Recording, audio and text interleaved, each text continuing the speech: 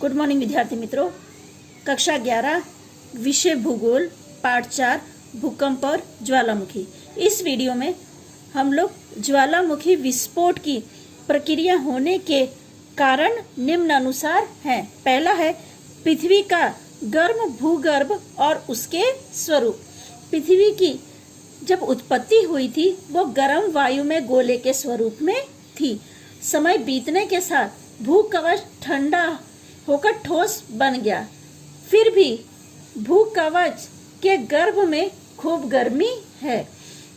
पृथ्वी के गर्भ में स्थित यूरेनियम, रेडियम, थोरियम जैसी किरणों खनिज पदार्थ के विघटन से उत्पन्न हुई गर्मी के कारण भूगर्भ गर्म रहता है।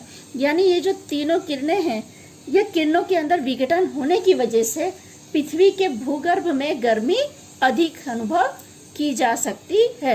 दूसरा कारण है मैग्मा का उद्भव।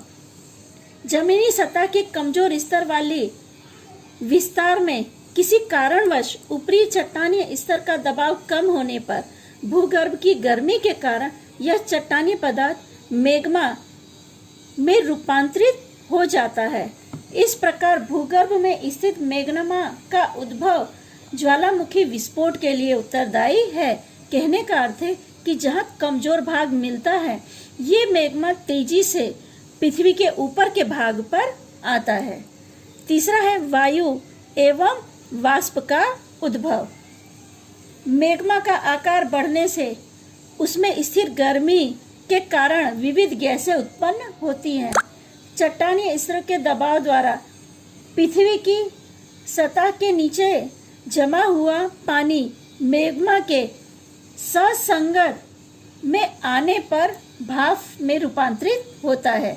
इसके उपरांत महासागरों और सागरों का पानी भूगर्भ में जाने से मैग्मा के साथ मिलने से वो वाष्प में रूपांतरित होता है, जो विस्फोट के समय पृथ्वी की सतह पर ऊंचे दबाव के साथ बाहर आता है। यानी यहाँ पे ये बताने की कोशिश की गई है कि जो पानी जमीन के अंदर उतरता है और अंदर की भाग जो है उसकी गर्मी की वजह से वो पानी जो है वो वाष्प में रूपांतरित होता है। और हमने पढ़ा था कि पानी से ज्यादा वाष्प जगह रोकती है। तो ये एक बहुत बड़ा कारण है ज्वालामुखी विस्फोट का।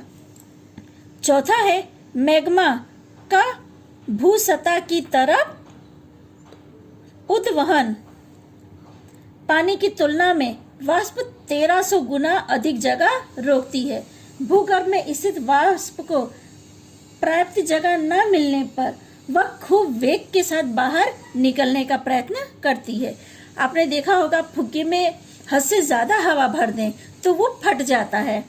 उसी तरह जब ये वाष्प अंदर नहीं समा पाती तो ये जमीन की सतह को फाड़कर बाहर आने की कोशिश करती है और अपने साथ में प्रवाही मैग्मा को भी पृथ्वी की सतह पर ढकेलती है। परिणाम स्वरूप नरम और कमजोर चट्टानीय स्तरों को तोड़कर विस्फोट के साथ अथवा शांत स्वरूप में बाहर आती है। इस प्रक्रिया को ज्वालामुखी विस्फोट कहते हैं। यानी कहने का अर्थ यह है कि जहाँ पृथ्वी का भाग कमजोर रूप में पाया जाता है या जो ऊपर की सतह है वो कमजोर पड़ती है, वहां पर ज्वालामुखी विस्फोट के रूप में गर्म वाष्प और मैग्मा बाहर निकलता है, जो पृथ्वी पर फैल जाता है। आगे हम लोग ज्वालामुखी के प्रकारों की चर्चा करेंगे। ज्वालामुखी की स्थिति और विस्फोट क्रिया के बीच के समय के अनुसार ज्वालामुखी को 3 भागों में बांटा गया है। सक्रिय ज्वालामुखी, सुषुप्त ज्वालामुखी और तीसरा है मृत या निष्क्रिय ज्वालामुखी। सबसे पहले हम लोग सक्रिय ज्वालामुखी के बारे में जानेंगे। जिस ज्वालामुखी में से लावा, वाष्प, वायु एवं अन्य पदार्थों के निकलने की क्रिया सतत चालू रहती है, उसे सक्रिय ज्वालामुखी कहते हैं। यह सक्रिय ज्वालामुखी की परिभाषा है। इटली में स्थित एटना ज्वालामुखी इसका उदाहरण है, जो पिछले 2500 वर्षों से सक्रिय है। सिसिली के लिपारी टापू पर स्थित स्ट्रोम्बोली ज्वालामुखी में लगभग प्रति 15 मिनट के बाद विस्फोट होता है। दक्षिण अमेरिका में स्थित कोटोपैक्सी विश्व का सबसे ऊंचा धधकता ज्वालामुखी है। धधकता यानी जलता रहता ज्वालामुखी है। स्ट्रोम्बोली भूमध्य सागर में प्रकाश स्तंभ के रूप में प्रसिद्ध है। इसका कारण यह है कि उसमें से भभकते हुए गैसों का प्रकाश दूर से दिखाई देता है। भारत में अंडमान द्वीप समूह में स्थित वेरन टापू लंबे समय तक सक्रिय बना है। उसी से ही वह सक्रिय ज्वालामुखी है। यानी कहने का मतलब यहाँ पे ये समझाने की कोशिश की गई है आपको कि जो सक्रिय ज्वालामुखी है उसमें से लावा, वाष्प, वायु एवं अन्य पदार्थ सतत चलते रहते हैं या निकलते रहते हैं, तो उसे सक्रिय ज्वालामुखी कहते हैं। दूसरा है आपका सुषुप्त ज्वालामुखी। वर्षों से शांत ज्वालामुखी पुनः विस्फोट करने लगे तो उसे सुषुप्त ज्वालामुखी कहते हैं। पहले में हमने पढ़ा जो ज्वालामुखी हमेशा सक्रिय रहता है तो उसे हम लोग यानी जो ज्वालामुखी चलता रहता है उसे हम सक्रिय ज्वालामुखी के नाम से जानते हैं। और दूसरा है जो ज्वालामुखी वर्षों तक शांत है और फिर पुनः फट जाए तो उस ज्वालामुखी को सुषुप्त ज्वालामुखी कहते हैं। इटली का विसुवियस उसका उदाहरण है। कई वर्षों तक सुप्त अवस्था रहने के पश्चात 1931 में उसका पुनः विस्फोट हुआ। यानी कई वर्षों के बाद वो फिर से विस्फोट हो गया। इसके बाद फिर सुसुप्त अवस्था में है। यानी विस्फोट होने के बाद वो तब से शांत पड़ा हुआ है। इंडोनेशिया का करकाटोवा, चिली में स्थित एकोन कागुआ और जापान का फ्यूजियामा सुप्त ज्वालामुखी है। ये जो तीनों ज्वालामुखी के नाम हमने पढ़े ये कई वर्षों से शांत है, पर कई बार एक बार ये पुनः विस्फोट कर देते हैं या पुनः विस्फोटित या सक्रिय हो जाते हैं। पर ये ज्वालामुखी में मुख्य यह है कि कई वर्षों तक शांत रहने के बाद विस्फोट करते हैं, यानी एक बार फटने की क्रिया होती है। तीसरा हमारा निष्क्रिय ज्वालामुखी या मृत ज्वालामुखी।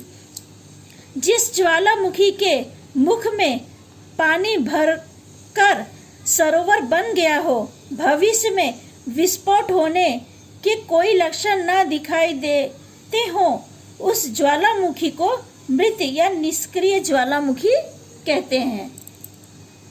कहने का अर्थ यह है कि ऐसा ज्वालामुखी जिसके मुख में पानी भर गया हो, यानी वो सरोवर बन गया हो और भविष्य में उसके फटने का कोई लक्षण आपको दिखाई ना दे, तो उसे मृत या निष्क्रिय ज्वालामुखी कहते हैं। इसका मैं आपको उदाहरण बता रही हूँ। अफ्रीका में स्थित किलिमंजारो, म्यांमार का माउंट पोपा और इराक का कोह सुल्तान और बंगाल की खाड़ी में स्थित नारकोंडम निष्क्रिय ज्वालामुखी है। इसके अलावा मैं आपको एक उदाहरण बताती हूँ। गुजरात का पावागढ़ का दूधिया सरोवर भी इसका एक उदाहरण है, जो एक बार फटने के बाद आज तक कभी फटा नहीं है और ना इसके भविष्य में फटने के लक्षण दिख रहे हैं। पहला सक्रिय, जिसमें से लावा, वाष्प, वायु और अन्य पदार्थ निकलते हैं। दूसरा है सुषुप्त ज्वालामुखी, जो वर्षों तक शांत हो और पुनः विस्फोट करने लगे, उसे सुषुप्त ज्वालामुखी कहते हैं।